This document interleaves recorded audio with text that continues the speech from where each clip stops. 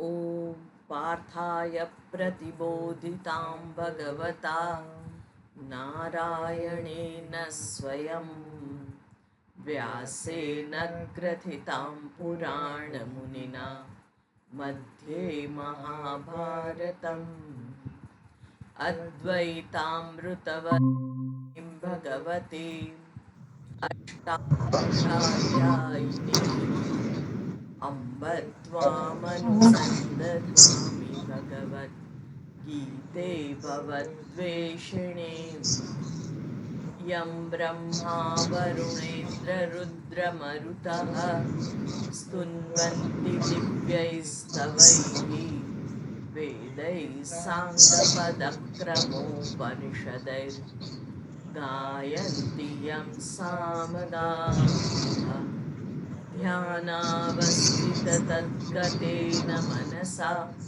पश्यन्ति यं योगिनः यस्यान्तन्न विदुःसुरासुरगणाः देवाय तस्मै नमः यस्यान्तन्न विदुःसुरासुरगणाः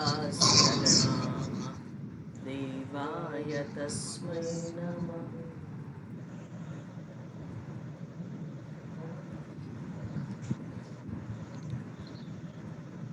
હરિઓમ બિંદુબેન. હરિઓમ હરિઓમ. હા, બહુ હરિઓમ. દિવસે. હમણાં થોડુંક કામ એવું હતું એટલે અટવાયું હતું એટલે ક્લાસ એટેન્ડ નતા થઈ શકતા. અચ્છા, આપનું પેલું માઇક જેવું હશે ને એ હા, સાઈન ઉપર જરા ક્લિક કરજો એટલે અવાજ ત્યાંથી નહીં આવે મને. મારો સાંભળી ઓકે. શકશો? હા,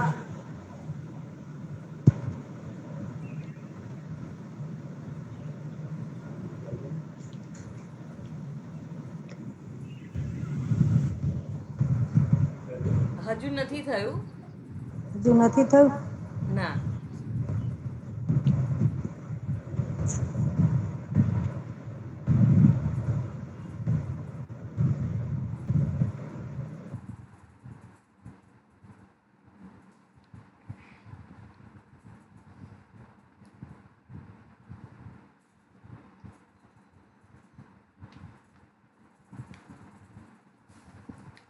અડત્રીસમો શ્લોક, 11મો અધ્યાય. ત્વમાદિદેવઃ પુરુષઃ પુરાણઃ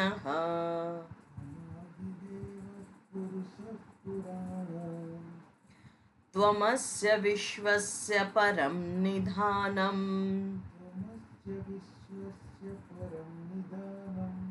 વેત્તાસि વેદ્યં ચ પરં ચ ધામ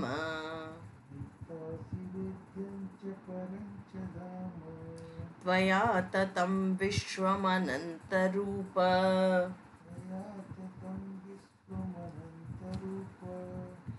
આપ ત્વમ આપ આદિદેવઃ દેવોમાં પ્રથમ છો, પુરાણઃ જે પહેલા હતા એ જ, પુરુષઃ સર્વને પૂર્ણ કરનાર, પછી ત્વમ અસ્ય વિશ્વસ્ય પરમ નિધાનમ, અસ્ય વિશ્વસ્ય ત્વમ પરમ નિધાનમ, તમે જ આ વિશ્વના પરમ આશ્રય સ્વરૂપ છો. વેત્તાસી વેદ્યમ ચ પરમ ચ ધામ, તમે જ વેત્તા છો, જાણનાર છો, અને તમે જ જાણવા યોગ્ય પણ છો, વેદ્યમ હે, અને પરમ ચ એવું ઉત્કૃષ્ટ ધામ કે જ્યાં આગળ ગયા પછી પાછા આવવાનું રહેતું નથી. પરમ ચ ધામ ત્વયા તતમ વિશ્વમ અનંત રૂપ, ત્વયા તમારા વડે આ અનંત વિશ્વ એ કેવું છે? તતમ વ્યાપ્તમ, એટલે ભગવાનની સ્તુતિ કરે છે અહીંયા આગળ અર્જુન, અને સ્તુતિ કરતા કહે છે કે ત્વમ આદિદેવ, તમે કેવા છો? આદિદેવ. પછી પુરુષ પુરાણ, જે પ્રારંભમાં છે એ જ તમે અત્યારે છો. અને જે સર્વજ્ઞ છે, સર્વપ્રકાશ છે, અને તેથી જ અહીંયા આગળ કહે છે કે એ પુરાણ પુરા એવ નવઃ, એવો આશ્રય સ્થાન છે, પ્રલય સ્થાન છે, સ્થિતિ કરતા છે, બધું જ એ છે. અને નિધાનમ નિધીયતે અસ્મિન ઇતિ જગત સર્વમ મહાપ્રલયાદૌ. નિધીયતે, જ્યાં આગળ અંતિમ સ્થાન છે આ જગતનું, એ તમે જ છો. એટલે અહીં આગળ એ વાત કરે છે, તમે વેદતા, સર્વને જાણનારા છો. સાક્ષી આત્માની દ્રષ્ટિએ તમે સર્વને જાણનાર છો. આત્મા કેવો છે? સર્વનો સાક્ષી. અને એની દ્રષ્ટિએ તમે સર્વને જાણનારા છો. સર્વજ્ઞત્વની દ્રષ્ટિએ પણ તમે સર્વ જાણવા યોગ્ય છો. સર્વજ્ઞ ઈશ્વરને આપણે સર્વજ્ઞ કહીએ છીએ. માયા ઉપાધિ સહિત જે ઈશ્વર છે એ સર્વજ્ઞ છે. કારણ કે સિદ્ધાંત છે કે જે અલ્પજ્ઞ છે એ અલ્પ શક્તિમાન છે, અને જે સર્વજ્ઞ છે એ સર્વશક્તિમાન છે. એટલે તમે આ જે કંઈ જગતની રચના કરેલી છે, જે બ્રહ્માંડ જણાય છે અહીં આગળ, એની રચના કરેલી છે એમણે. એટલે એ સર્વસ્ય એવ વેદ્ય જાતસ્ય વેત્તા, અને વળી વેદ્યમ ચ, હે તમે વેત્તા છો, જાણનાર, અને વેદ્યમ જાણવા યોગ્ય, એ પણ તમે જ છો. એટલે અહીં આગળ અર્જુન શ્રી કૃષ્ણને આ સૃષ્ટિની જે વિવિધ વસ્તુઓ છે એને જાણવા યોગ્ય છે, અને જાણનાર તરીકે પણ કહે છે. અને જ્ઞાનનો અંતિમ વિષય, જાણનાર એટલે શું છે? જ્ઞાનનો અંતિમ વિષય છે. અને ધામ એટલે જ્યાં તમે ઉત્સાહથી જાઓ છો. આપણે કોઈ પણ જગ્યાએ જઈએ, અંતિમ ધામ, પરમધામ કેવું છે? આપણે ત્યાં આગળ ઉત્સાહથી જઈએ છે. કેમ? કારણ કે આપણા માટે ઈચ્છનીય સ્થાન છે એ. પરમધામ ભગવાનનું ધામ છે. હે, તમે ત્યાં જાઓ એટલે છેવટે બીજા કોઈ સ્થાનમાં જવાનું નથી. કારણ કે અહીંયા આગળ સરસ વાત કરેલી છે કે તમે ગઈ વખતે પણ આપણે જોયું હતું કે તમે સ્વર્ગમાં જાઓ અને ત્યાં આગળ પણ music dance, music dance, music dance, તો તમે એનાથી પણ થાકી જશો કે આ માથું દુખી ગયું, હવે તો આ આટલું બધું તો ના હોય. હે, અને એ કહે છે કે આ બધું જ કેવું છે? તો કહે છે કે એ સ્વર્ગની સ્થિતિ છે. અને હવે સ્વર્ગથી કંટાળો તો ક્યાં જાઓ? તો કે નર્કમાં. નર્કમાં તો જવાનું ના હોય, કારણ કે ગભરામણ થાય છે ત્યાં તો. એટલે અહીંયા આગળ કહે છે કે તો પછી બીજું કયું સ્થાન છે કે જ્યાં ગયા પછી તમે પાછા આવવાનું ઈચ્છતા નથી? અને એ જ પરમધામ છે. એ પરમધામ છે. એટલે અહીંયા આગળ કહે છે કે મોક્ષ સ્થાન છે. જીવ જ્યાં સંપૂર્ણપણે થઈ જાય છે. જ્યોત્સનાબેન, આપનું માઇક ચાલુ છે, અવાજ, હા બરાબર. એટલે અહીંયા આગળ આદિશંકરાચાર્યજી ઉમેરે છે કે આ તો વિષ્ણુનું પરમધામ છે. વિષ્ણોહો પરમ ધામ, એનો અર્થ થાય કે મોક્ષ. વિષ્ણુ વ્યાપનશીલ છે, સર્વ જગતમાં એ જ વ્યાપ્ત છે.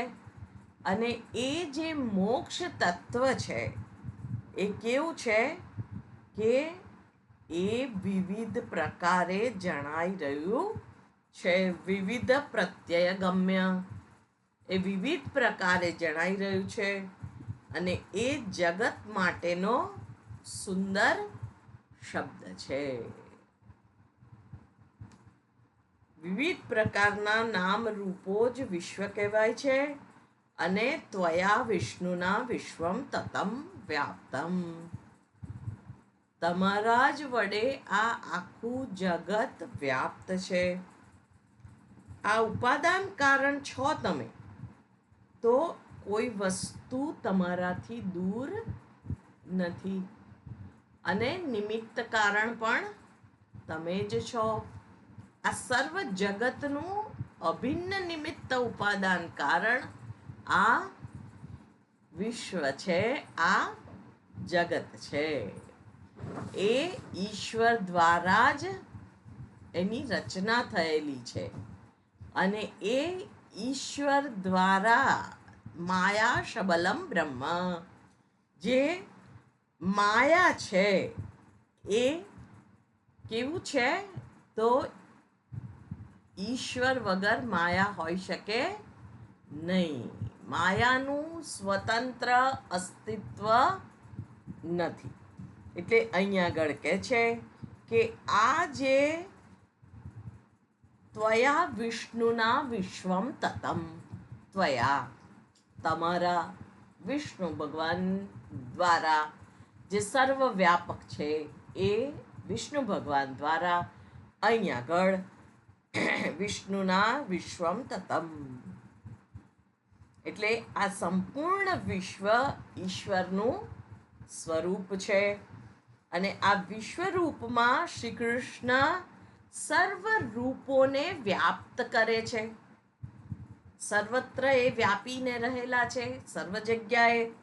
એટલે અહીંયા આગળ કહે છે કે આ અનંત રૂપ, એટલે જેમના રૂપોનો કોઈ અંત જ નથી. એટલે અહીંયા આગળ કહે છે, આગળ 39મો શ્લોક. વાયુર્યમોગ્નિર્વરુણઃ શશાંકઃ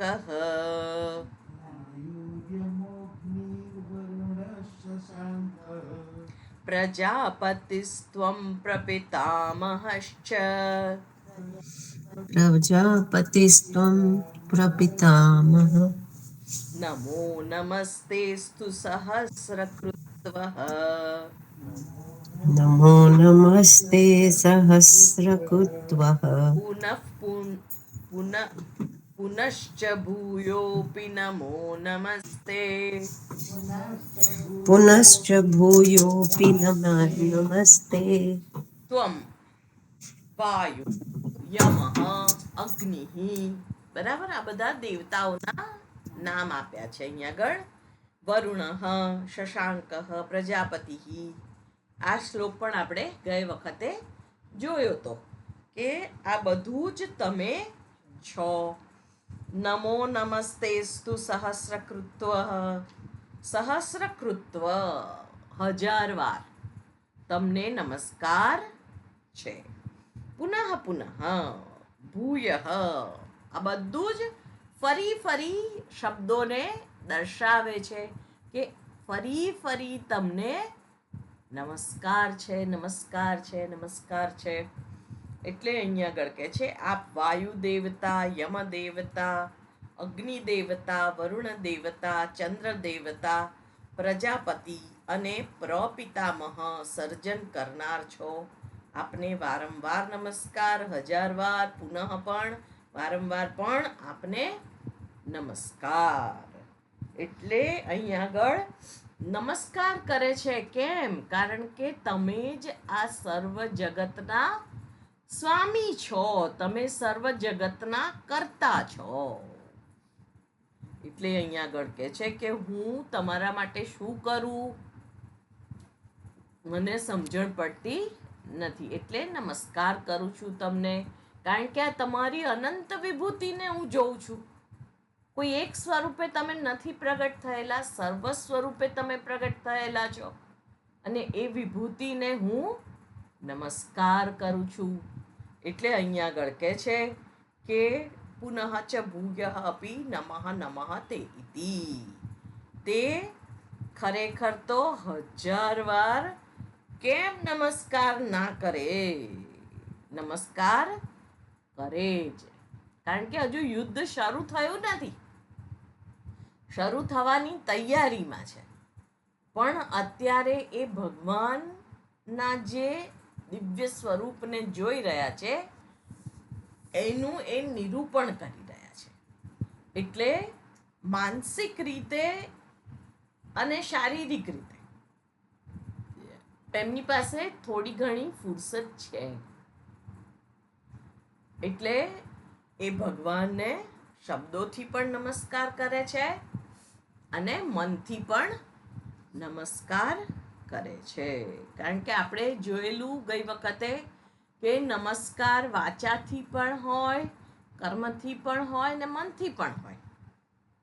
મનસા વાચા કર્મણા, તો એ ત્રણેયથી એને નમસ્કાર હોય. જે નમસ્કાર છે એ વ્યક્તિનું શીશ ઝૂકે અને એ ભાવ પ્રગટ થાય એ જરૂરી છે.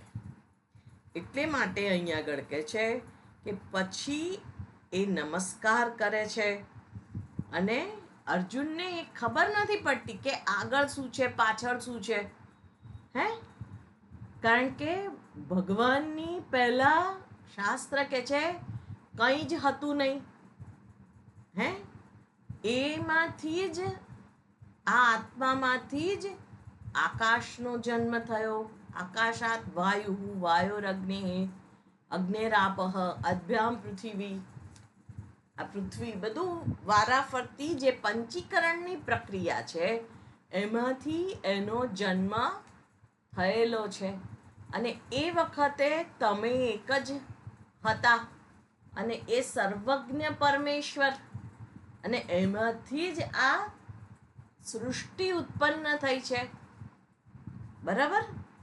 અને એ સૃષ્ટિની અંદર સર્વ જે કંઈ પ્રાણી સૃષ્ટિ છે, વનસ્પતિ સૃષ્ટિ છે, આદિ જે કંઈ છે એ બધું ક્યાંથી ઉત્પન્ન થયેલું છે? એ બધું એ પરમાત્મામાંથી જ ઉત્પન્ન થયેલું છે. અને એટલા માટે અહીંયા આગળ કહે છે કે ભૂયઃ ભૂયઃ નમઃ, એ તમને હું અત્યારે નમસ્કાર કરું છું. એટલે અહીંયા આગળ કહે છે કે સામાન્ય વ્યક્તિની જેમ જ અર્જુન પણ મહાન હતા, કારણ કે કૃષ્ણ ભગવાન એમની સાથે છે. પણ અત્યારે જ્યારે વિશ્વરૂપનું દર્શન કરે છે ત્યારે આગળ પાછળ કંઈ એમને સમજણ પડતી નથી. કારણ કે આપણે પણ જે ભગવાન દર્શન કરાવે, જે સમજ આપે એટલું જ જોઈ શકીએ, એનાથી વિશેષ કંઈ આપણને દેખાતું નથી. અત્યારે આપણને લંડનની રાણી શું કરી રહી છે ખબર પડે? ના ખબર પડે. તો એવી રીતે દરેક વ્યક્તિ જે કંઈ દુનિયાની અંદર છે એ બધી જ વ્યક્તિઓ કેવી છે? ભૂતકાળ અને ભવિષ્યકાળ બંનેથી સાવ અજાણ છે. ભૂતકાળમાં પણ આપણે કોઈની સાથે કંઈ બોલ્યા હોઈએ કે કંઈ થયું હોય તો આપણને એમ થાય કે મેં આવું શા માટે કર્યું હશે, અથવા તો મારાથી આવું કેમ બોલાયું. એવું જ્યારે આપણે આપણા વિશે જ વિચાર કરીએ છીએ ત્યારે કેવું થાય છે કે એનું કારણ જડતું નથી. એટલે આપણને એમ થાય કે સહજ રીતે નીકળી ગયું, મનમાં વિચાર આવ્યો અને એ સહજ રીતે નીકળી ગયો. તો એવો વિચાર મને જ કેમ આવ્યો? બીજા કોઈને કેમ ના આવ્યો? એવો પણ પ્રશ્ન થાય. તો વિચાર જેને આવ્યો છે એને આવે છે, ને જેને નથી આવતો એને નથી આવતો. હે, જેણે આ બલ્બની રચના કરી, થોમસ આલ્વા એડિસન, તો એને બલ્બ બનાવવાનો વિચાર આવ્યો, પણ એની પહેલા કોઈને ના આવ્યો હોય તો ના આવે, એમાં આપણે શું કરી શકીએ? મને કે તમને એ વિચાર આવતો નથી.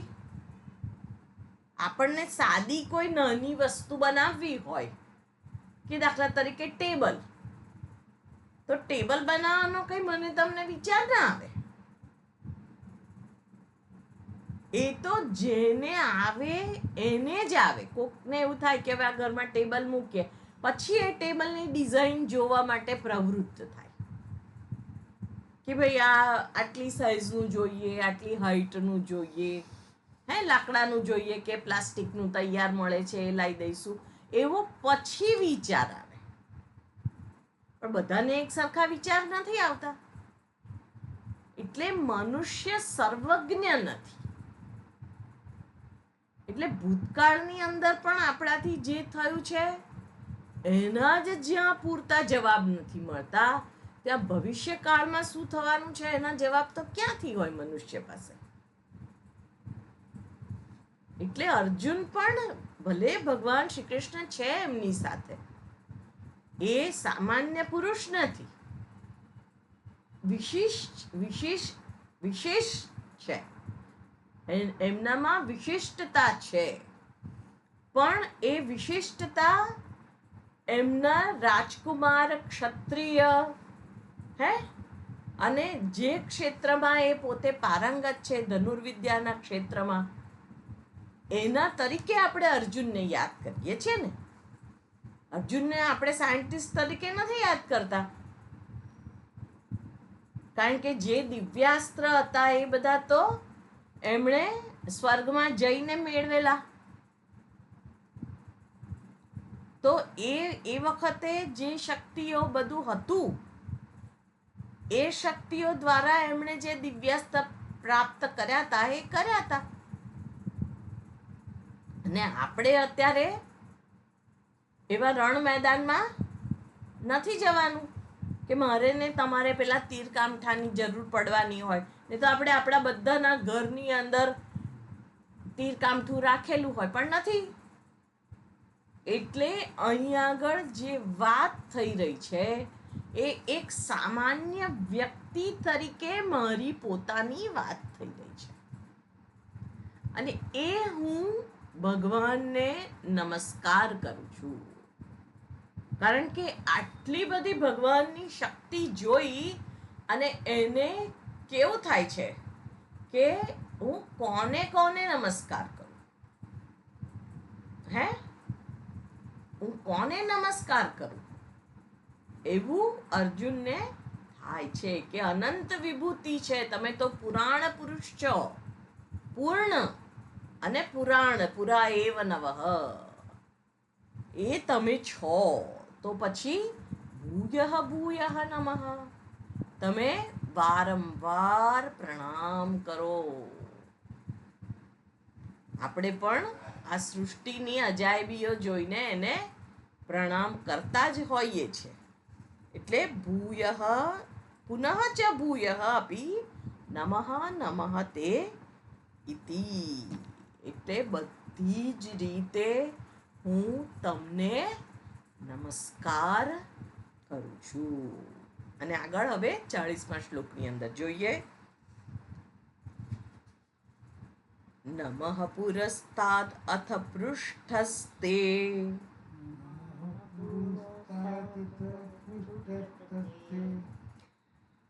નમોસ્તુ તે સર્વત એવ સર્વ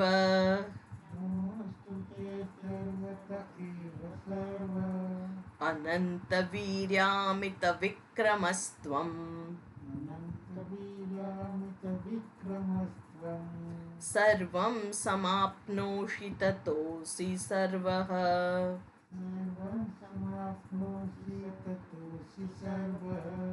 નમઃ પુરસ્તાદ અથ અથ એટલે પછી, પૃષ્ઠ તે નમઃ અસ્તુ, સર્વતઃ એવ સર્વ, અનંત વીર્યમ અમિત વિક્રમઃ સર્વં સમાપ્નોષિ તતઃ સર્વઃ અસી. આપ જ સર્વ છો. ક્યાં આગળ?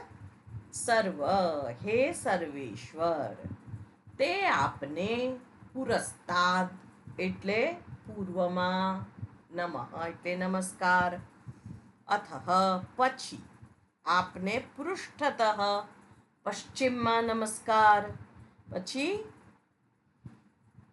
ખરેખર, એવ એટલે સાચે જ, ખરેખર, સર્વતઃ સર્વ દિશાઓમાં નમસ્કાર, ત્વમ જે આપ છો એ કેવા છો?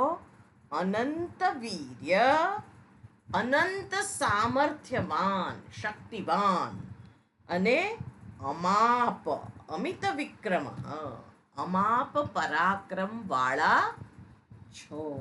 સર્વમાં સમાપ્નોષી, આપ પૂર્ણ રીતે વ્યાપ્ત છો. સમ્યક આપનોષી, આપનોષી એટલે વ્યાપનોષી, સર્વમાં પૂર્ણ રીતે વ્યાપ્ત છો. અને તતઃ અસી સર્વ, તતઃ તેથી, સર્વ અસી ત્વમ તમે જ બધું જ છો. આપણા રોમ રોમમાં, કોષ કોષમાં ભગવાન જ વ્યાપ્ત છે. હે એટલે અહીંયા આગળ કહે છે કે હે ઈશ્વર, હે સર્વ, આપને પૂર્વમાં નમસ્કાર, પછી આપને પશ્ચિમમાં નમસ્કાર, અને ખરેખર તો સર્વ દિશાઓમાં, દશે દિશાઓ, પૂર્વ પશ્ચિમ ઉત્તર દક્ષિણ, અને નૈઋત્ય વાયવ્ય અગ્નિ અને ઈશાન, એ બધામાં આપને નમસ્કાર. એટલે આપ અનંત સામર્થ્યવાન અને અમાપ પરાક્રમ વાળા છો. આપ સર્વમાં પૂર્ણ રીતે વ્યાપ્ત છો. હવે તે કહે છે પૂર્વમાં આપને નમસ્કાર, નમઃ પુરસ્તાત. મંદિરમાં ભગવાન પૂર્વાભિમુખ હોય છે, બરાબર ને? પૂર્વ દિશામાં આપણે એમની અર્ચના કરતા હોઈએ છીએ, અને ચારે તરફ ઈશ્વર જ છે. એટલે જુદા જુદા રૂપે એમની આપણે ભક્તિ કરીએ છીએ.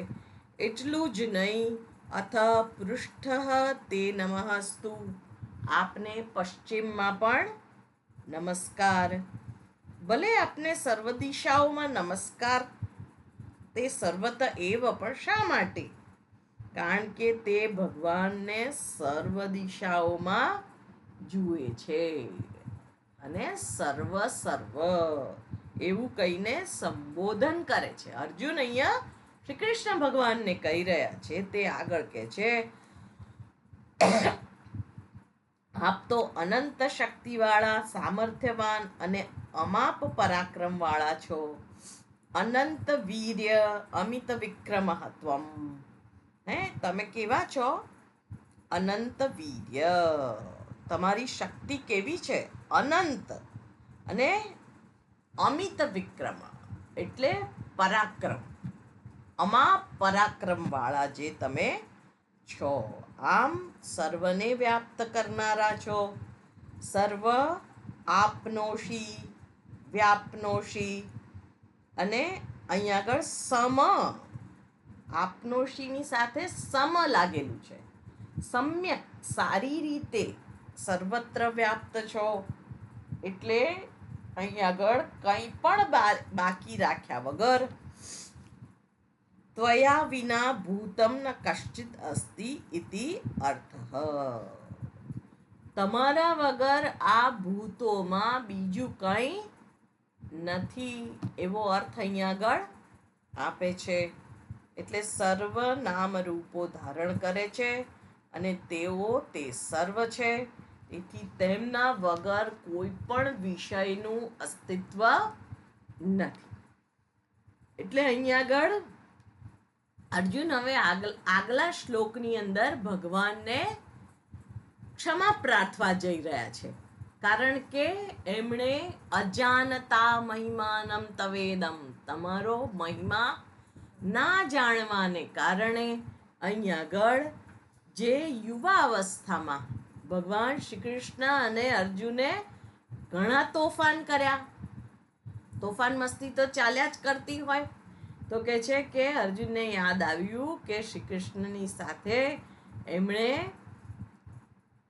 હળવાશ ભર્યું વર્તન કર્યું હતું, અને એ કેવું છે તો થોડા વખત પર જ તેમણે હમણાં જ ભગવાનને પોતાના રથને બે સેનાઓની વચ્ચે મૂકવાનો કહ્યું, આજ્ઞા કરી.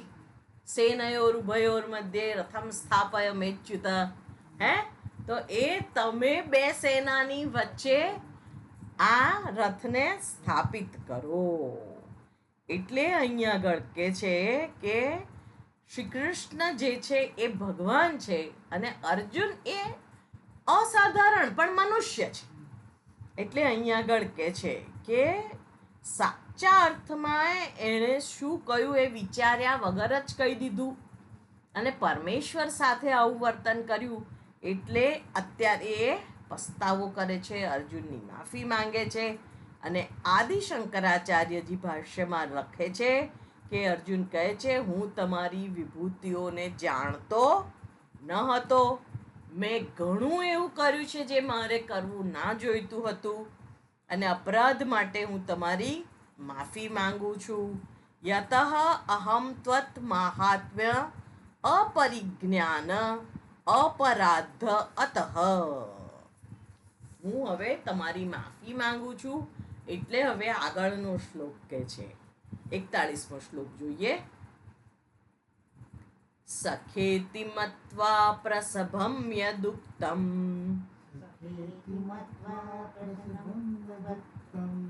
તમ સખેતિ મત્વા સખેતિ મત્વા પ્રસભમ પ્રસભમ તમ. યદોક્તમ હે કૃષ્ણ, હે યાદવ, હે હે યાદવ સખેતિ હે સખેતિ અજાનતા અજાનત મહિમાનમ મહિમાનમ તમ વેદમ મયા પ્રમાદાત મયા પ્રમાદાત પ્રણયેન વાપી. પ્રણયેન વાપી. સખેતિ મત્વા, તમને સખા રૂપે જાણીને. પ્રસભમ, જે પ્રસભમ એટલે આ મારા પ્રમાદના કારણે. યદુક્તમ, જે મેં કહ્યું છે તમને. હે કૃષ્ણ, હે યાદવ, હે સખા, હે આ રૂપે જે મેં કહ્યું છે. પ્રમાદાત, પ્રસભમ એટલે ભાવનાના આવેશમાં. પ્રમાદ નહીં પણ ભાવનાનો જે આવેશ, એક પ્રેમની લાગણી ઉર્મિઓ ઉઠે ત્યારે આપણે કોઈકને હે સખા એવું કહી દેતા હોઈએ છે. એટલા માટે અહીંયા આગળ કહે છે પ્રસભમ. પછી પ્રમાદાત, પ્રમાદના કારણે. અજાનતા મહિમાનમ તવેદમ, તવ ઇદમ, તમારી આ મહિમાને અજાનતા ના જાણવાના કારણે. મયા પ્રમાદાત, મારા વડે પ્રમાદના કારણે. અથવા તો પ્રણયેન વાપી, હે પ્રેમના કારણે. પ્રણયેન એટલે મેં આપને ઈશ્વર તરીકે નહોતા જાણ્યા, પણ સખા અને એમના ફોઈના દીકરા એટલે કૃષ્ણ, હે, યાદવ કુળમાં જન્મેલા એટલે યાદવ તરીકે પણ મેં તમને સંબોધન કરેલા છે. એટલે અહીંયા આગળ કે છે કે આ બધું જે કંઈ છે એ બધું કેવું છે? એ મારા દ્વારા થયેલું છે, અજાણતા થયેલું છે, અવિવેકના કારણે થયેલું છે. કારણ કે આપણે કોઈ પણ બાબતને પૂરી ના જાણતા હોઈએ ત્યાં સુધી આપણે અપૂર્ણ જ જાણીએ છીએ. અને અપૂર્ણ રીતે આપણને કોઈ કશો પ્રશ્ન પૂછે, અત્યારે કોઈ આવી અને મને એવું કે આ મારું હાથ જોઈ આપો તમે, તો એ રેખાઓ મને જોતા આવડે નહીં. એટલે અહીં આગળ શું છે? ભગવાન જાણે. જે શાસ્ત્રમાં આપણે પારંગત નથી એ વિષયમાં આપણે કંઈ કહી શકીએ નહીં. કારણ શું છે? કારણ કે એ જે કંઈ કહીએ એ અવિવેક છે, અજ્ઞાનતાના કારણે બોલાય છે. હે, એના સિવાય કંઈ બોલાતું નથી. એટલે અહીંયા આગળ કહે છે કે આપના મહિમાને ન જાણનાર મેં આપને પ્રમાદને કારણે અથવા સ્નેહને કારણે મારા મિત્ર છો એમ માનીને જે ભાવનાઓના આવેશમાં હે કૃષ્ણ, હે યાદવ, હે સખા, એવું મેં તમને કહ્યું હતું. એટલે આપણે પણ વ્યવહારિક રીતે કંઈ ના જાણતા હોઈએ અને એના કારણે કંઈક અવિવેક થઈ ગયો તો એની માફી માંગવી જોઈએ. સહૃદયતા પૂર્વક પણ એની માફી માંગવી જોઈએ કે ભાઈ મારાથી અજ્ઞાનતાથી થયું છે, મેં જાણી જોઈને નથી કર્યું. અને કોઈ જાણે તો એવું કરે પણ નહીં. આજે કોઈ આપણે જાણતા હોઈએ કે આ હાથની રેખાઓમાં શું છે, તો કોઈ પૂછવા આવે તો આપણે આપણા જ્ઞાન મુજબ જ એને કહેતા હોઈએ. આપણે કંઈ એને ભરમાવવા માટે જુઠ્ઠું તો ના જ બોલવાનું હોય, બોલતા જ ના હોઈએ. બરાબર? એટલે અહીંયા આગળ કે છે કે આપના મહિમાને ના જાણનાર મેં જે આપને કહ્યું છે એ મારા પ્રમાદ એટલે અજ્ઞાનને વશ કહેલું છે. એટલે અમુક વખત સ્નેહના આવેશમાં કહેલું છે કે આપ મારા મિત્ર છો. ભાવનાના આવેશમાં મેં યાદવ કહેલું છે તમને. તમે તો કેવા છો? યાદવ કુળમાં, યદુકુળમાં જન્મેલા છો. હે, એ બધું જ મેં તમને કહેલું છે. એટલે અહીંયા આગળ હે કૃષ્ણ, હે યાદવ, હે સખાઈતી, અને અર્જુને ઘણીવાર ભગવાનના ખભા પર પણ હાથ મૂક્યો હશે. કારણ કે બેદરકારીમાં એમનું સંબોધન એવી રીતે થયેલું હશે. હે, નહીં તો કોઈ એવું ના કરે. એટલે જે કંઈ થયેલું છે એ એમ કે છે કે તમે આપણે કલ્પના કરીએ કે આપણા મિત્રની સાથે આપણે ગાઢ રીતે જોડાયેલા હોઈએ અને એને આપણે વળગીએ કે ખભા પર હાથ મૂકીએ, એવું એની સાથે કરી શકાય. પણ આપણે બીજા કોઈની અજાણ્યાની સાથે એવું નથી કરતા. પણ અહીંયા તો એ પણ પરમેશ્વર, અત્યારે એમને આ વિશ્વરૂપના દર્શન પછી ખબર પડે છે કે આ પરમેશ્વર છે. એટલા માટે હવે એ એવું પોતાની ભૂલ, અજ્ઞાનતામાં થયેલું પ્રમાદ એના કારણે થયું છે એની વાત કરે છે. એટલે આદિ શંકરાચાર્યજી કહે છે કે વિપરીત બુદ્ધ્યા, ભૂલમાં વિપરીત બુદ્ધિથી, સાચે સાચ નથી કર્યું. તમે કોણ છો એ જાણ્યા વિના જ તેમણે યાદવ, ગોવાળિયો એવું બધું મિત્ર એવું કહ્યું હતું. અને આ જે મારા દ્વારા કહેવામાં આવ્યું હતું, જે આપની આ વિભૂતિઓને હું જાણતો ન હતો, તવ મહિમાનમ અજાનતા ઇદમ મહિમાનમ, એટલે ઇદમ શબ્દ નપુંસકલિંગ છે અને મહિમા શબ્દ પુલ્લિંગ છે, પણ એ નપુંસકલિંગ હોવા છતાં એને પુલ્લિંગ શબ્દ સાથે અહીંયા લેવાનો છે, કારણ કે એ અમુક વખત જે વેદ પ્રયોગ કરે છે એને છાંદસ કહેવામાં આવે છે. એ છાંદસ પ્રયોગના કારણે અહીંયા આગળ આ રીતે લઈ શકાય. બાકી સામાન્ય જે વ્યાકરણના રચયિતા હોય એ નપુંસકલિંગ શબ્દને પુલ્લિંગ શબ્દ સાથે નથી લેતા હોતા. એટલે અહીંયા આગળ કહે છે કે આદિ શંકરાચાર્યજી કહે છે તવ ઇમમ મહિમાનમ, તેમની આ વિભૂતિઓને ન જાણવાને કારણે સ્વાભાવિક રીતે જ અર્જુને ભૂલથી આવું કહ્યું હતું, અને વળી ક્યારે મિત્રતા સ્નેહ ભાવના કારણે. અને હવે પછીના શ્લોકમાં એમને ક્ષમા પ્રાર્થના કરે છે. 42મો શ્લોક. યચ્ચાવહાસર્થમસત્કૃતોસી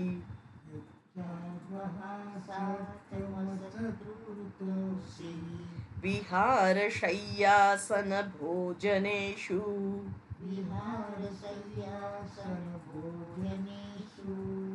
એકોથવાપ્યચ્યુત તત્સમક્ષમ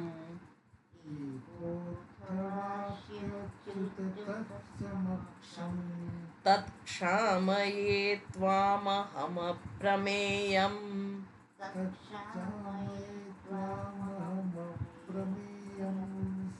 અહીંયા આગળ કે છે યત ચ અવહાસાર્થમ. અવહાસ એટલે ઉપહાસ, મજાક. એ કે છે કે યત ચ અવહાસાર્થમ અસત્કૃતોસી. અસત્કૃત અસી, આપનો અનાદર કરેલો છે. વિહાર શય્યાસન ભોજનેષુ, હે વિહાર કરતી વખતે, સૂતી વખતે, બેસતી વખતે, જે કંઈ એને એ પોતે પોતાની રીતે અર્થઘટન કરે છે અર્જુન.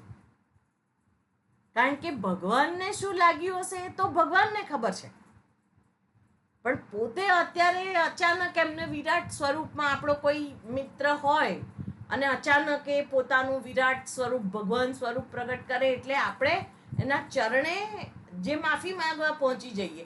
આપણને અર્જુનને એવું થાય છે, પણ ભગવાનને શું થયું છે એ તો ભગવાન જ જાણે છે ને.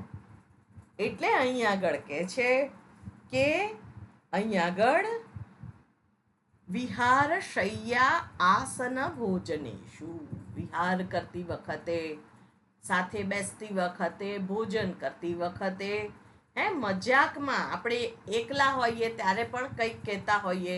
તત્સમક્ષમ, જાહેરમાં પણ, અવહાસાર્થમ, કંઈ જાહેરમાં પણ મજાક કરી દીધી હોય.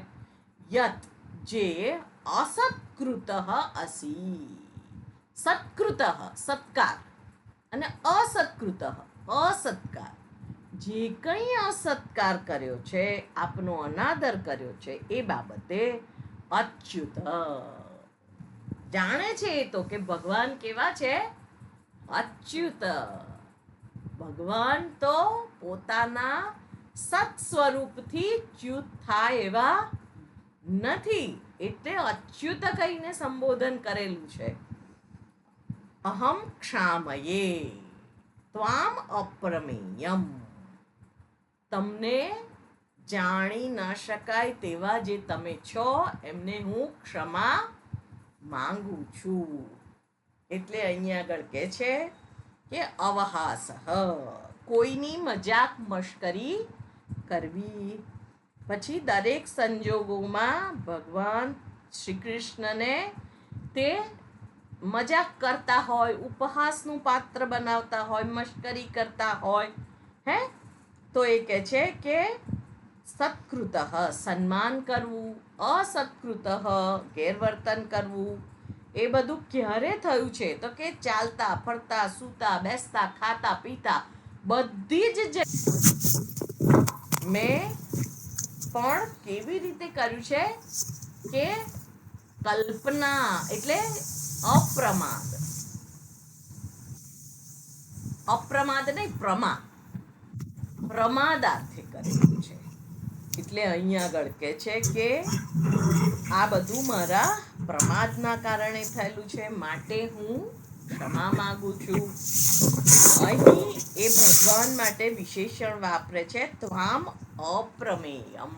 તમે અપ્રમેય છો, એટલે જાણી ના શકાવ તેવા. એટલે કેમ? સંપૂર્ણ રૂપે તમે ના જાણી શકાવ, સંપૂર્ણ રૂપે તમે જાણી શકો એવા નથી. એટલે અહીંયા આગળ કહે છે કે ત્વામ અપ્રમેયમ. કારણ શું છે? કે મારી અજ્ઞાનતા છે, પૂર્ણ જ્ઞાનતા નથી. એટલે હવે હું આપને જાણું છું. અને એની વાત આગળ કરે છે. 43મો શ્લોક વાંચીએ. પિતાસી લોકસ્ય ચરાચરસ્ય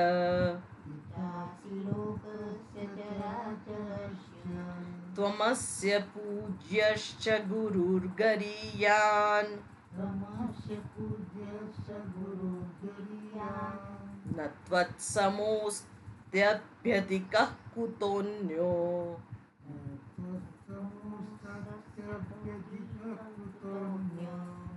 ન ત્વત્સમઃ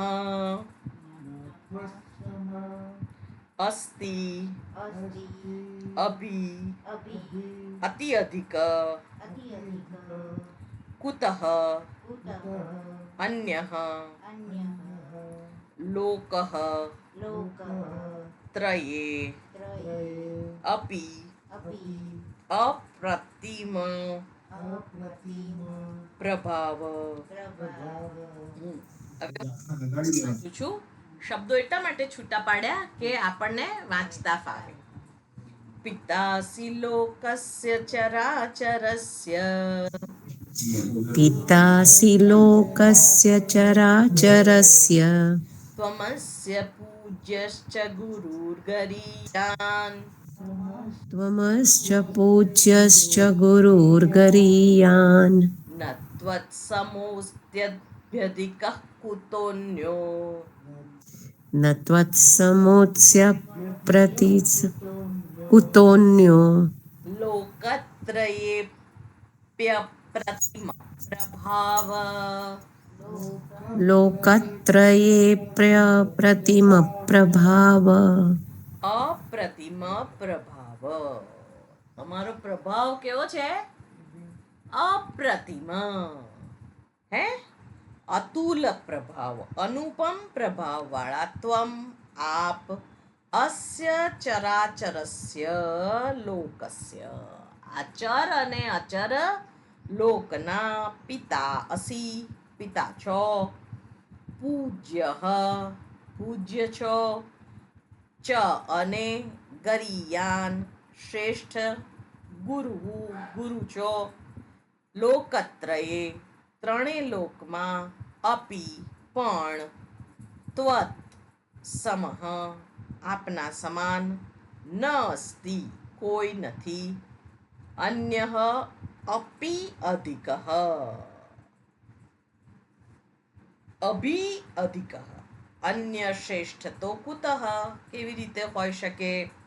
એટલે બીજું કોઈ તમારાથી શ્રેષ્ઠ છે નહીં. અતુલ પ્રભાવ. તમે આ ચરાચર લોકના પિતા છો, પૂજ્ય છો, શ્રેષ્ઠ છો, પ્રથમ ગુરુ છો. આ ત્રણેય લોકમાં આપના સમાન કોઈ નથી. તો બીજું શ્રેષ્ઠ કોઈ કેવી રીતે હોઈ શકે? કોઈ હોઈ શકે નહીં. એટલે અર્જુને પરમાત્માનું વર્ણન કરતા આગળ કહ્યું, આપ આ ચરાચર જગતના પિતા કારણ છો. એટલે ચર એટલે જે હલન ચલન કરી શકે છે ચર, અને અચર જે સ્થાવર છે, જે એક જગ્યાએ રહે છે. એટલે અહીંયા આગળ ચર અચર એટલે સ્થિર અને જડ. આ જગતના સર્જનહાર છો. તમે પૂજનીય છો, પૂજ્ય છો. અનેક દેવતાઓની અનેક વિવિધ પ્રકારે પૂજા કરવામાં આવે છે અને સર્વ પૂજાઓ ક્યાં પહોંચે છે? કેશવમ પ્રતિ ગચ્છતિ સર્વદેવ નમસ્કાર. એટલે એ બધા જ નમસ્કાર કોને છે? કેશવને છે, પરમાત્માને. એટલે અહીંયા આગળ કહે છે કે આપ જ પૂજાને યોગ્ય છો, આપ ગુરુ છો. અને ગરિયાન ગુરુ, શ્રેષ્ઠ ગુરુ છો. ભગવાન કેવા છે? પ્રથમ ગુરુ છે, જેમણે આપણને સર્વને આ બધી જ વિદ્યાઓનો બોધ કરેલો છે. અને અનેક વિદ્યાના શાસ્ત્ર છે. એ બધી જ વિદ્યાઓનો બોધ કરનાર કોણ છે? ભગવાન છે. અને ગુરુ રૂપે એમને આપણે શ્રી દક્ષિણામૂર્તિ સ્વરૂપે જોઈએ છે. એટલે અહીંયા આગળ કહે છે કે આપ ગુરુ છો, પણ ગરિયાન ગુરુ, શ્રેષ્ઠ ગુરુ છો, પ્રથમ ગુરુ છો, જેમણે બ્રહ્માજીને પણ વેદોનો ઉપદેશ કર્યો હતો. એટલે સર્વ પ્રકારના જ્ઞાનના સ્ત્રોત છો. અને આદિશંકરાચાર્યજી કહે છે સર્વ પ્રાણીઓના સર્જનહાર છો, જનયિતા પ્રાણી જાતસ્ય. આ પ્રાણીઓના જનયિતા, જેમણે સર્વ જીવોની ઉત્પત્તિ કરી છે. સ્થૂળ શરીર, સૂક્ષ્મ શરીરની પણ ઉત્પત્તિ કરી છે. પછી ચરસ્ય, સ્થૂલ સૂક્ષ્મ શરીરાણી, અને સાથે સાથે પૃથ્વી, પર્વત ઇત્યાદિ જે અચર છે, જે સ્થિર છે, એની પણ એણે જ ઉત્પત્તિ કરી છે. અને ભાષ્યમાં આગળ કહે છે કે તેઓ આ જગતના સર્જનહાર માત્ર નથી, પરંતુ તેઓ સર્વ પ્રકારની પૂજાને પણ યોગ્ય છે. પૂજાર્હ, પૂજા અર્હ, અર્હ એટલે યોગ્ય. સર્વ પૂજાઓને પણ એ યોગ્ય છે. આપણે જાણીએ છીએ કે શ્રી કૃષ્ણ ભગવાને ગોવર્ધનને ટકલી આંગળીએ ધારણ કર્યો અને પછી ગોવર્ધન પૂજા કરવામાં આવે છે. માખણ ચોર તરીકે એમની લીલાની પૂજા થાય છે. અનેક લીલાઓ એમણે જે કરી છે એ સર્વ પૂજનીય છે. એટલે અહીંયા આગળ કહે છે કે તેઓ કેવા છો? તો સર્વ આ ચર અચર જગતના ઈશ્વર છો, સર્વજ્ઞ છો, એને જાણનારા છો. અને બ્રહ્માજીને પણ તમે ઉપદેશ કરેલો છે, એટલે શ્રેષ્ઠ ગુરુ પણ તમે જ છો.